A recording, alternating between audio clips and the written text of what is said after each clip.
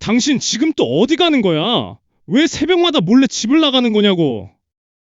준혁의 아내 수지는 대답 대신 고개만 숙였습니다. 3개월째 계속되는 새벽 외출.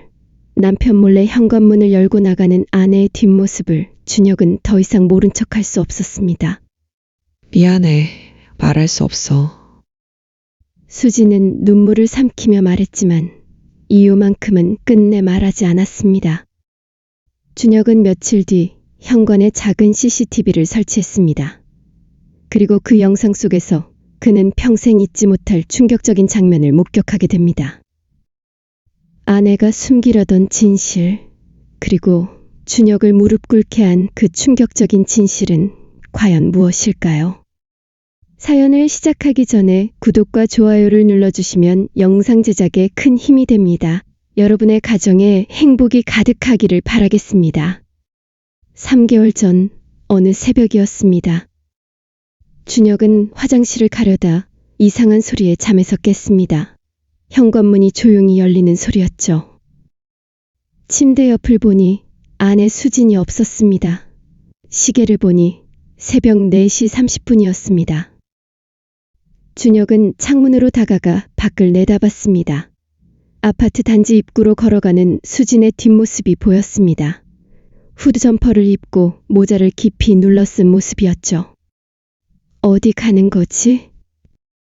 준혁은 의아했지만 곧 돌아올 거라 생각하고 다시 잠자리에 들었습니다. 1시간 후인 5시 30분쯤 현관문이 조용히 열리는 소리가 들렸습니다. 수진이 돌아온 겁니다. 준혁은 자는 척했습니다. 수진은 조심스럽게 침대로 들어와 누웠습니다. 다음 날 아침 준혁은 아내에게 물어봤습니다. 어제 새벽에 어디 다녀왔어? 수진의 표정이 순간 굳었습니다. 응? 아니, 안 나갔는데. 거짓말이었습니다. 분명히 봤는데 아내가 부인하는 겁니다.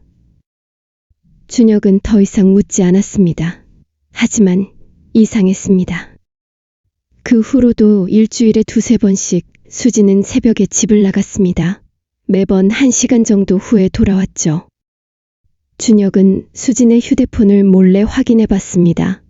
수상한 문자나 통화 기록은 없었습니다. 은행 거래 내역도 확인했습니다. 특이한 점은 없었죠. 대체 무엇 때문에 새벽마다 몰래 외출하는 걸까요? 준혁의 머릿속에는 온갖 의심이 자라나기 시작했습니다. 2개월째 되던 날이었습니다. 준혁은 친구 재민과 술을 마시고 있었습니다. 요즘 수진이가 이상해. 준혁이 털어놨습니다. 새벽마다 몰래 집을 나간다는 얘기까지요. 재민은 잠시 침묵하더니 조심스럽게 말했습니다. 혹시 다른 남자 만나는 거 아니야? 그 말이 준혁의 가슴을 찔렀습니다. 설마 수진이가? 하지만 재민의 말이 완전히 터무니없는 것만은 아니었습니다. 그날 밤 집에 돌아온 준혁은 수진을 유심히 관찰했습니다. 수진은 평소와 다름없이 저녁 준비를 하고 있었습니다. 웃으며 이야기하는 모습도 평범했죠. 하지만 준혁의 눈에는 모든 게 의심스러워 보였습니다. 다음 날 준혁은 인터넷에서 소형 CCTV를 주문했습니다. 현관 신발장 위에 놓을 수 있는 작은 시계 모양이었죠. 며칠 후 택배가 도착했습니다. 이게 뭐예요? 수진이 물었습니다. 아, 시계 하나 샀어. 현관이 좀 심심한 것 같아서. 준혁은 태연하게 대답했습니다. 그날 저녁 수진이 장을 보러 나간 사이 준혁은 CCTV를 설치했습니다. 시계 안에 카메라가 숨겨져 있어 절대 눈치챌 수 없었죠. 휴대폰에 앱을 설치하고 연결을 완료했습니다. 현관이 선명하게 보였습니다. 됐어. 준혁은 안도의 한숨을 쉬었습니다. 그날 밤은 조용히 지나갔습니다. 수지는 외출하지 않았습니다. 다음 날 밤도 마찬가지였죠. 사흘째 되는 날 새벽이었습니다. 준혁의 휴대폰에 알림이 왔습니다. CCTV가 움직임을 감지한 겁니다. 시간은 새벽 4시 20분이었습니다. 준혁은 재빨리 앱을 열었습니다. 화면에는 수진이 현관에서 신발을 신는 모습이 보였습니다. 역시 후드 점퍼에 모자를 깊이 눌러쓰고 있었습니다. 수진은 주변을 살피더니 조용히 현관문을 열고 나갔습니다. 준혁은 침대에서 벌떡 일어났습니다. 심장이 미친 듯이 뛰었죠. 창문으로 달려가 밖을 내다봤습니다. 수진이 아파트 정문 쪽으로 걸어가는 모습이 보였습니다. 준혁은 급히 옷을 입었습니다. 뒤를 밟기로 결심한 겁니다. 조용히 현관문을 열고 나갔습니다. 수진은 이미 저 멀리 보였습니다. 준혁은 적당한 거리를 두고 따라갔습니다. 아파트 단지를 벗어나 큰 길로 나가는 수진을 따라 걸었죠. 수진은 버스 정류장에서 멈췄습니다. 곧 첫 차 버스가 도착했습니다.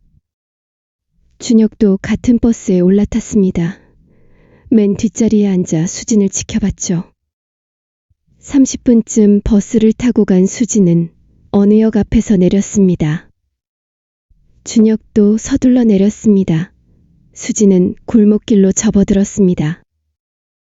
주택가였습니다. 오래된 빌라들이 늘어서 있었죠. 수진은 한 빌라 앞에서 멈춰 섰습니다. 그리고 초인종을 눌렀습니다. 잠시 후 문이 열렸습니다. 준혁은 가로수 뒤에 숨어 지켜봤습니다. 거리가 멀어 얼굴은 보이지 않았지만 남자였습니다. 심장이 쿵 내려앉았습니다.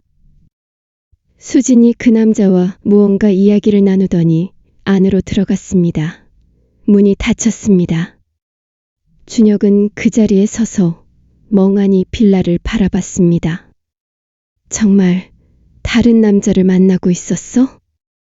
다리에 힘이 풀렸습니다. 가로수에 기대 주저앉았습니다. 1시간이 흘렀습니다. 빌라 문이 열리고 수진이 나왔습니다. 그 남자와 짧게 인사를 나누더니 걸어 나왔습니다. 준혁은 얼른 몸을 숨겼습니다. 수진은 왔던 길을 되돌아가 버스 정류장으로 향했습니다. 준혁은 더 이상 따라가지 않았습니다. 그 자리에 주저앉아 한참을 멍하니 있었죠. 해가 떠올랐습니다. 준혁은 겨우 일어나 택시를 잡아타고 집으로 돌아왔습니다. 현관문을 열고 들어가니 수진은 이미 침대에 누워 자는 척하고 있었습니다. 준혁은 거실 소파에 앉았습니다. 머리가 복잡했습니다. 10년을 함께 산 아내가 다른 남자를 만나고 있었다니. 왜? 내가 뭘 잘못했길래? 눈물이 주르륵 흘러내렸습니다. 그날 아침 수진이 일어나 거실로 나왔습니다. 여보, 벌써 일어났어요? 일찍 나갔다 왔어요? 수진은 밝게 웃으며 물었습니다. 준혁은 대답하지 않았습니다. 그저 수진을 바라봤죠. 왜 그래요? 어디 아파요? 수진이 걱정스러운 표정으로 다가왔습니다. 준혁은 수진의 손을 뿌리쳤습니다. 만지지 마. 수진의 표정이 굳었습니다. 여보, 무슨 일 있어요? 준혁은 일어서서 방으로 들어가 버렸습니다. 쾅 하고 문을 닫았죠. 그날부터 준혁은 수진과 제대로 대화하지 않았습니다.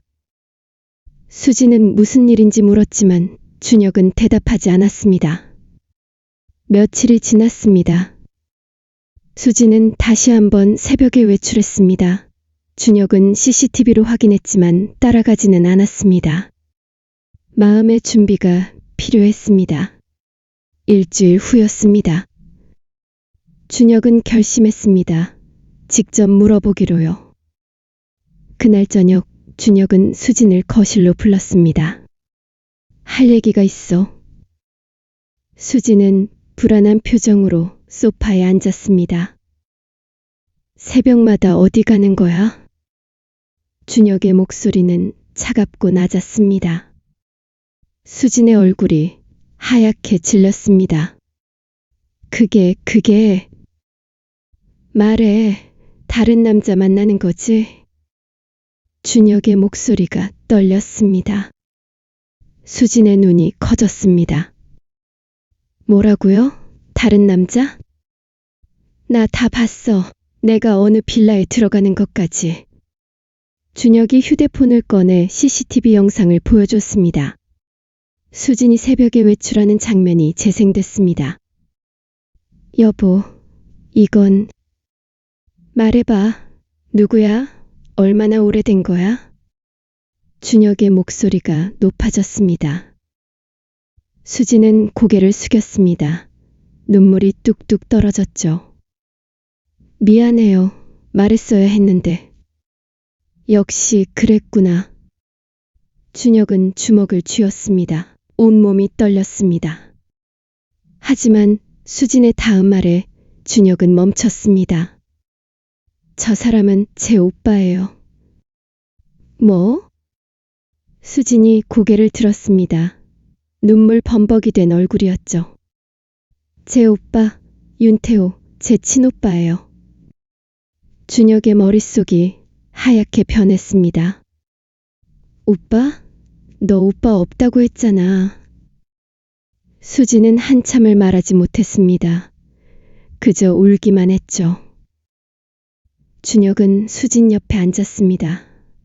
손이 떨렸지만 참았습니다. 설명해봐, 천천히.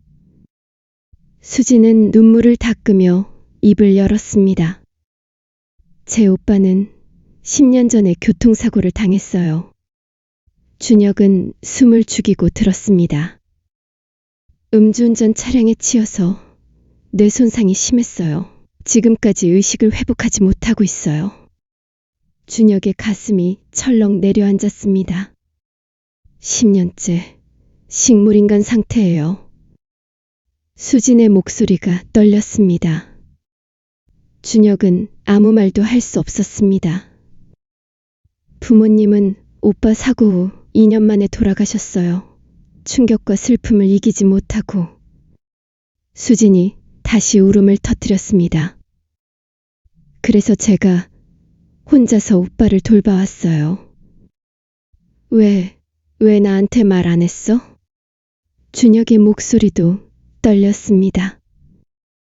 말할 수 없었어요. 당신 만났을 때 이미 오빠는 식물인간이었고 처음부터 말했으면 부담스러워했을 것 같았어요. 수지는 계속 이어서 말했습니다. 결혼하고 나서도 말할 기회를 놓쳤어요. 시간이 지날수록 더 말하기 어려워졌고. 준혁은 고개를 떨구었습니다. 오빠는 요양병원에 있어요. 하지만 비용이 너무 많이 들어서 3개월 전에 작은 빌라로 옮겼어요. 그래서 새벽에 가는 거였구나. 네, 간병인 선생님이 밤샘 근무를 하시거든요. 새벽에 교대하는 시간이 있어요. 그때 제가 가서 오빠 씻기고 식사 준비하고 간병인 선생님이 오전에 오시기 전까지 돌봐드려요. 수진의 설명에 준혁의 눈시울이 붉어졌습니다. 왜 혼자 그런 걸 감당했어? 말할 수 없었어요. 당신한테 짐이 되고 싶지 않았어요. 준혁은 수진을 껴안았습니다. 미안해. 내가 의심해서 미안해. 두 사람은 한참을 그렇게 안고 울었습니다. 다음 날 아침이었습니다. 준혁은 회사에 반차를 냈습니다. 오늘 형님 만나러 가자. 수진이 놀란 표정으로 준혁을 바라봤습니다. 진짜요? 응, 내가 인사드려야지. 수진의 눈에 눈물이 맺혔습니다. 두 사람은 함께 빌라로 향했습니다. 문을 열고 들어가니 작은 방이었습니다. 침대 하나가 놓여 있었고 그 위에 한 남자가 누워 있었습니다. 안녕하세요. 수진이 동생 남편 준혁입니다. 준혁은 침대 옆에 무릎을 꿇고 인사했습니다. 태호는 눈을 감은 채 누워 있었습니다. 숨만 고르게 쉬고 있었죠. 수지는 오빠 옆에 앉아 얼굴을 닦아줬습니다. 오빠, 내 남편이에요. 좋은 사람이죠? 준혁은 그 모습을 보며 가슴이 미어졌습니다. 10년 동안 혼자서 이걸 감당했구나. 준혁은 수진의 손을 잡았습니다.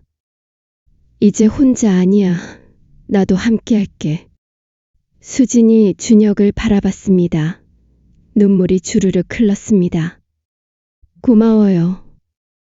그날부터 준혁은 수진과 함께 새벽마다 태호를 돌보러 다녔습니다. 처음에는 서툴렀지만 점점 익숙해졌습니다. 한 달이 지났습니다. 어느 날 아침 준혁은 태호의 손을 잡고 말했습니다. 형님, 제가 형님 대신 수진이 잘 지켜드릴게요. 약속합니다. 그때였습니다. 태호의 손가락이 미세하게 움직였습니다. 여보, 오빠 손가락이 움직였어요. 수진이 소리쳤습니다. 준혁도 봤습니다. 분명히 손가락이 움직였습니다. 두 사람은 급히 담당 의사에게 연락했습니다. 의사가 와서 태호를 진찰했습니다. 반응이 있네요. 좋은 징조입니다. 정말요? 수진의 목소리가 떨렸습니다. 계속 이렇게 자극을 주시면 의식을 회복할 가능성이 있습니다. 그날부터 준혁과 수진은 더욱 열심히 태호를 돌봤습니다. 이야기를 들려주고 노래를 불러주고 손을 잡아줬습니다. 3개월이 지난 어느 날이었습니다. 수진이 오빠에게 어릴 적 추억을 이야기하고 있었습니다. 그때 태호의 눈꺼풀이 떨렸습니다. 오빠! 수진이 외쳤습니다. 태호가 천천히 눈을 떴습니다. 10년 만이었습니다. 오빠, 오빠. 수진이 오빠의 손을 꼭 잡았습니다. 태호는 천천히 고개를 돌려 수진을 바라봤습니다. 입술이 움직였습니다. 수진. 희미한 목소리였지만 분명한 말이었습니다. 네, 오빠, 저예요. 수진이 울면서 소리쳤습니다. 준혁도 감격해서 눈물을 흘렸습니다. 의사와 간호사들이 달려왔습니다. 기적입니다. 정말 기적이에요. 의사가 감탄했습니다. 그날부터 태호는 조금씩 회복하기 시작했습니다. 말도 점점 늘어나고 움직임도 조금씩 생겼습니다. 6개월이 지났습니다. 태호는 휠체어에 앉을 수 있게 됐습니다. 준혁이 태호를 빌라 밖으로 데리고 나왔습니다. 형님, 햇살 좋죠? 태호가 고개를 끄덕였습니다. 얼굴에 미소가 번졌죠. 고맙습니다. 태호가 준혁에게 말했습니다. 무슨 말씀이세요? 가족인데요? 준혁이 웃으며 대답했습니다. 수지는 그 모습을 보며 행복한 눈물을 흘렸습니다. 1년이 지났습니다. 태호는 이제 지팡이를 짚고 걸을 수 있게 됐습니다. 재활치료를 꾸준히 받으며 점점 나아지고 있었죠. 어느 주말이었습니다. 준혁과 수지는 태호를 집으로 초대했습니다. 형님, 우리 집에서 같이 살아요. 준혁이 제안했습니다. 태호는 고개를 저었습니다. 폐에 끼칠 수 없어요. 무슨 말씀이세요? 가족인데 무슨 폐예요? 수진도 오빠를 설득했습니다. 결국 태호는 준혁과 수진의 집으로 이사했습니다. 여분의 방을 태호의 방으로 꾸몄습니다. 세 사람은 함께 저녁을 먹고 함께 TV를 보고 함께 웃었습니다. 진정한 가족이 된 겁니다. 2년이 지났습니다. 태호는 이제 거의 정상적으로 생활할 수 있게 됐습니다. 말도 유창해졌고 걷는 것도 자연스러워졌죠. 어느 날 태호가 준혁에게 말했습니다. 동생, 고맙습니다. 정말로. 형님, 그런 말씀 마세요. 아니에요. 당신이 아니었으면 나는 지금도 의식 없이 누워 있었을 거예요. 태호의 눈에 눈물이 맺혔습니다. 당신이 수진이한테 해준 사랑이 나한테까지 전해져서 내가 깨어날 수 있었어요. 준혁도 눈시울이 붉어졌습니다. 두 사람은 악수를 나눴습니다. 그날 저녁 세 사람은 함께 식탁에 앉았습니다. 수진이 준비한 저녁 식사가 차려져 있었죠. 건배합시다. 우리 가족의 건강과 행복을 위해. 준혁이 잔을 들었습니다. 세 사람의 잔이 부딪혔습니다. 창밖으로는 따스한 저녁 햇살이 비쳐 들어왔습니다. 의심과 오해로 시작된 이야기는 이렇게 사랑과 용서로 끝이 났습니다. 준혁은 그날을 떠올리며 생각했습니다. 만약 내가 CCTV를 설치하지 않았다면, 만약 수진을 따라가지 않았다면 진실을 알지 못했을 겁니다. 하지만 진실을 알았기에, 그리고 그 진실을 받아들였기에 지금의 행복이 있습니다. 준혁은 수진의 손을 잡았습니다. 사랑해. 수진이 미소 지으며 대답했습니다. 나도 사랑해요. 태호는 그 모습을 보며 흐뭇하게 웃었습니다. 가족이란 혈연만으로 만들어지는 게 아닙니다. 진심 어린 사랑과 희생, 그리고 용서로 만들어지는 겁니다. 준혁과 수진, 그리고 태호는 그렇게 진정한 가족이 되었습니다. 하지만 이야기는 여기서 끝나지 않습니다. 1년 후였습니다.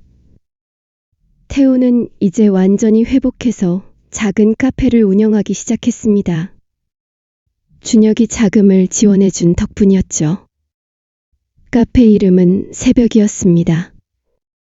새벽마다 수진이 자신을 돌보러 왔던 그 시간을 기억하기 위해서였습니다. 카페 오픈 날이었습니다. 준혁과 수진이 축하 화환을 들고 왔습니다. 형님, 개업 축하드려요. 고마워, 정말로. 태호가 두 사람을 껴안았습니다. 카페는 금방 소문이 났습니다. 태호가 직접 내린 커피가 맛있기도 했지만 무엇보다 그의 따뜻한 미소와 친절함이 사람들을 끌어당겼습니다.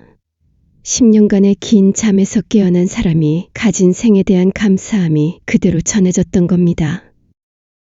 6개월 후였습니다. 카페에 한 여자 손님이 자주 오기 시작했습니다. 이름은 민지였습니다. 근처 서점에서 일하는 30대 초반의 여성이었죠. 태호와 민지는 자연스럽게 가까워졌습니다. 어느 날 태호가 준혁과 수진을 카페로 불렀습니다. 소개할 사람이 있어요.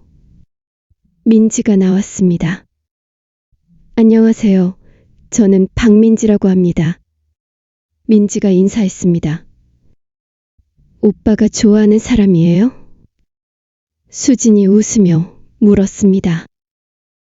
태호가 수줍게 고개를 끄덕였습니다. 민지도 얼굴이 빨개졌죠. 형부님, 축하드려요. 준혁이 태호의 어깨를 두드렸습니다. 1년 후 태호와 민지는 결혼했습니다. 작은 결혼식이었지만 따뜻했습니다. 준혁이 주례를 받습니다. 10년의 긴 잠에서 깨어나 새로운 사랑을 찾은 신랑에게, 그리고 그런 신랑을 있는 그대로 사랑해준 신부에게 축복을 보냅니다. 하객들이 박수를 쳤습니다. 수지는 행복한 눈물을 흘렸습니다. 결혼식이 끝나고 네 사람은 함께 카페에 앉았습니다. 이 모든 게 꿈만 같아요. 태호가 말했습니다. 10년 전만 해도 나는 사고 때문에 모든 게 끝났다고 생각했어요. 하지만 지금 이렇게 사랑하는 사람들과 함께 있잖아요. 인생은 정말 알 수 없는 것 같아요.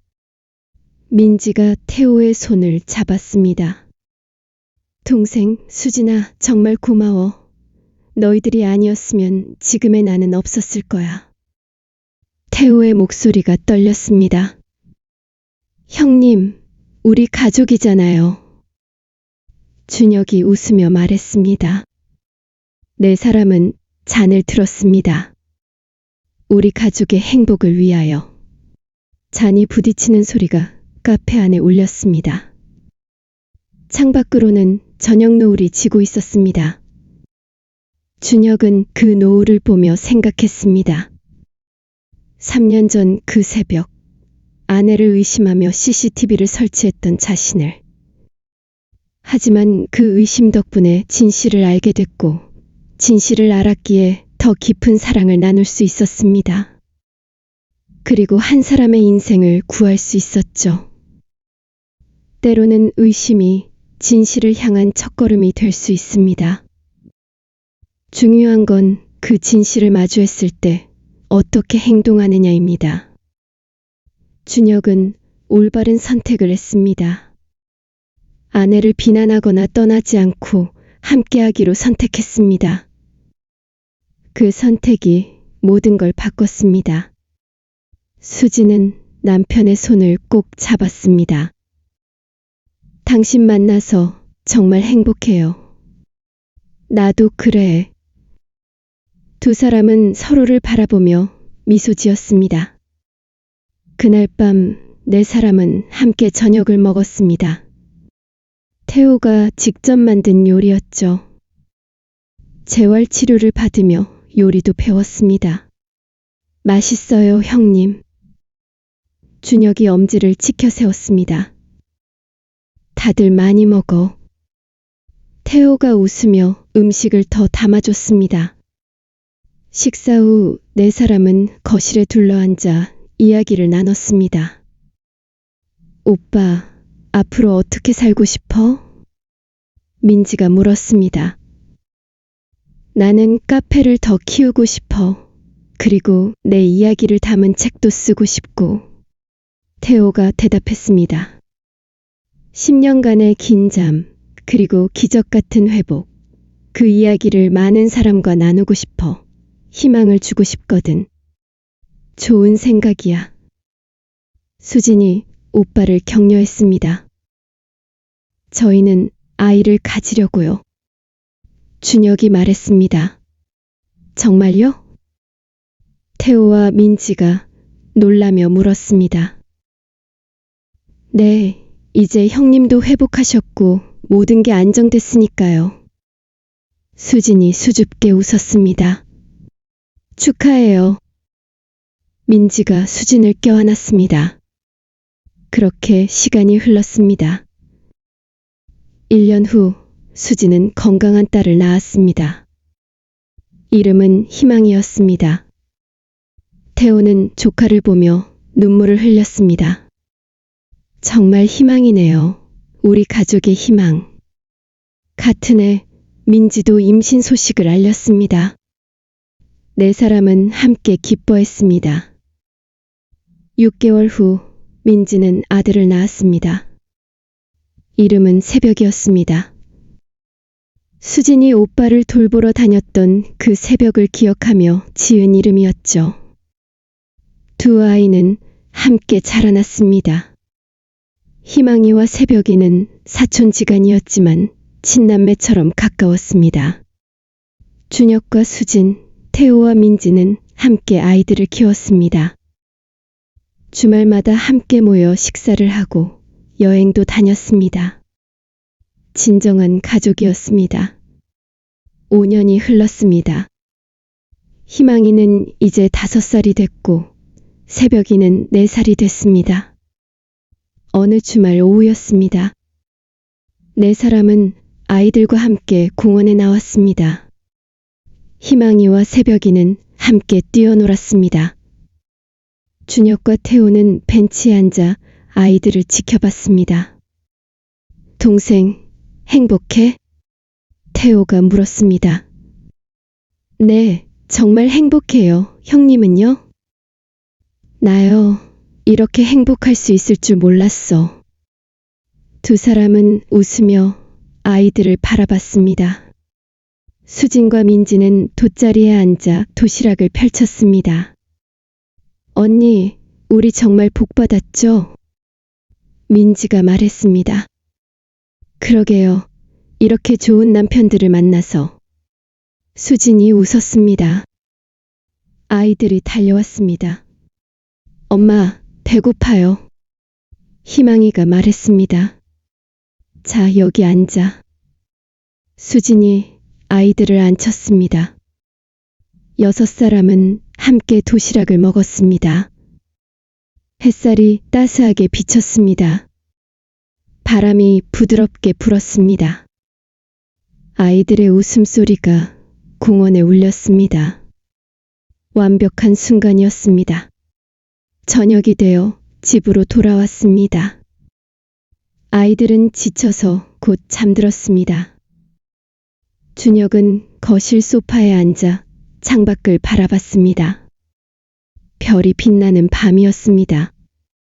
수진이 옆에 앉았습니다. 뭐 생각해요? 옛날 생각. 준혁이 대답했습니다. 어떤? 당신을 의심했던 그날들. 준혁이 쓴 웃음을 지었습니다. 이제 와서 생각해보니 정말 미안해. 괜찮아요. 덕분에 오빠도 깨어났잖아요. 수진이 남편의 손을 잡았습니다. 그래도 당신 혼자 그런 걸 감당하게 해서 미안해. 준혁의 목소리가 낮아졌습니다. 이제 혼자 아니잖아요. 우리 함께잖아요.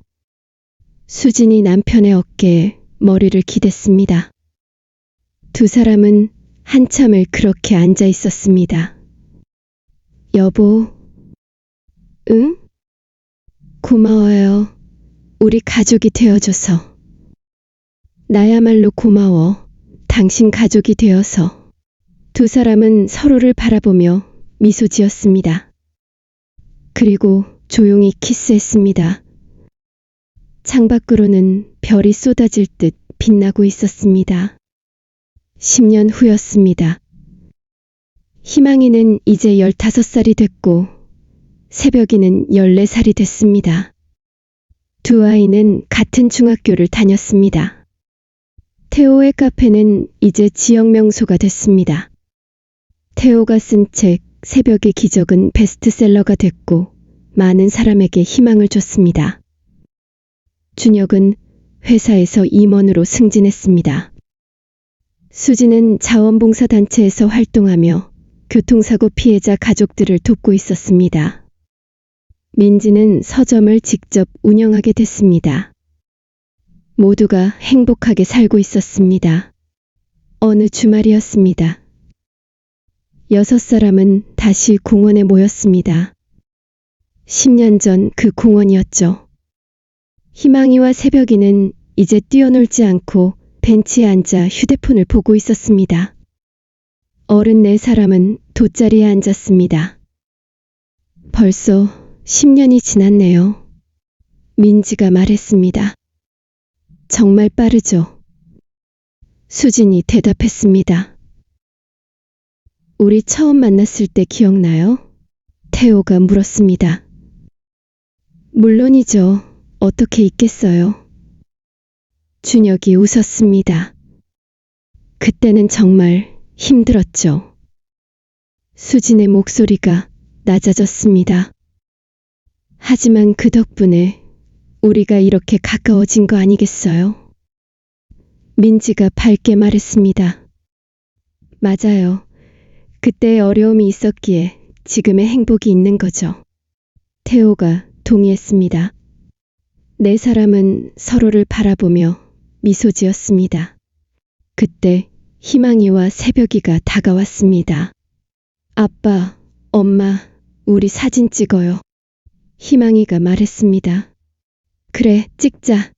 준혁이 일어났습니다. 6사람은 함께 모였습니다. 셀카봉을 든 새벽이가 카메라를 켰습니다. 하나, 둘, 셋. 찰칵. 사진이 찍혔습니다. 6개의 환한 미소가 화면에 담겼습니다. 완벽한 가족 사진이었습니다. 해가 저물고 있었습니다. 주황빛 노을이 하늘을 물들였습니다. 6사람은 함께 집으로 돌아갔습니다. 저녁 식사는 태호의 집에서 하기로 했습니다. 태호가 직접 요리를 했고 민지가 도왔습니다. 희망이와 새벽이는 거실에서 게임을 했습니다. 준혁과 수지는 주방에서 태호를 도왔습니다. 형님, 정말 요리 실력이 늘었네요. 준혁이 감탄했습니다. 많이 연습했죠. 태호가 웃었습니다. 저녁 식사가 준비됐습니다. 6사람은 식탁에 둘러앉았습니다. 감사 기도를 한 후 식사를 시작했습니다. 음식은 맛있었고 대화는 즐거웠습니다. 웃음소리가 집안을 가득 채웠습니다. 식사 후 어른들은 거실에 앉았습니다. 아이들은 방에서 숙제를 하고 있었습니다. 우리 정말 멀리 왔네요. 수진이 말했습니다. 그러게요. 20년 전만 해도 상상도 못했죠. 태호가 대답했습니다. 형부님이 다시 걷고 결혼하고 아이를 낳을 줄 누가 알았겠어요. 준혁이 말했습니다. 다 당신 덕분이에요. 태호가 진심으로 말했습니다. 아니에요. 형부님 자신의 의지가 가장 컸죠. 준혁이 겸손하게 대답했습니다. 하지만 당신들이 없었으면 그 의지도 없었을 거예요. 태호의 목소리가 떨렸습니다. 네 사람은 잠시 침묵했습니다. 하지만 따뜻한 침묵이었습니다. 시간이 더 흘러 자정이 가까워졌습니다. 준혁과 수지는 희망이를 데리고 집으로 돌아갔습니다. 차 안에서 희망이가 물었습니다. 아빠, 엄마, 태호 삼촌이 10년 동안 의식이 없었다는 게 진짜예요? 응, 진짜야. 준혁이 대답했습니다.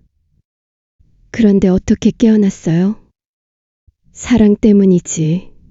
수진이 말했습니다. 사랑?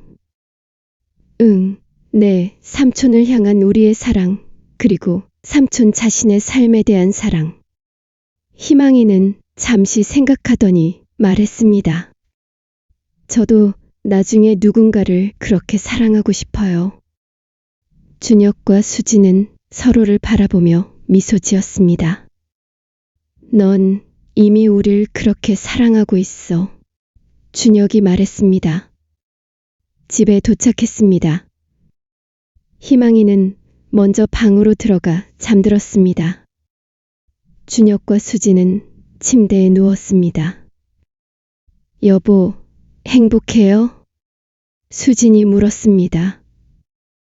너무 행복해. 당신은? 나도요. 이렇게 행복할 수 있을 줄 몰랐어요. 두 사람은 손을 꼭 잡았습니다. 앞으로도 계속 이렇게 행복하자. 준혁이 말했습니다. 네, 약속해요. 수진이 대답했습니다. 두 사람은 서로를 바라보며 미소 지었습니다.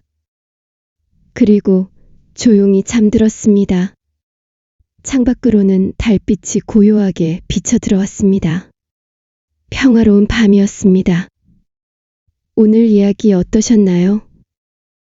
의심으로 시작되었지만 사랑으로 끝난 이 이야기가 당신의 하루의 작은 위로가 되었다면 구독과 좋아요로 마음을 나눠주세요.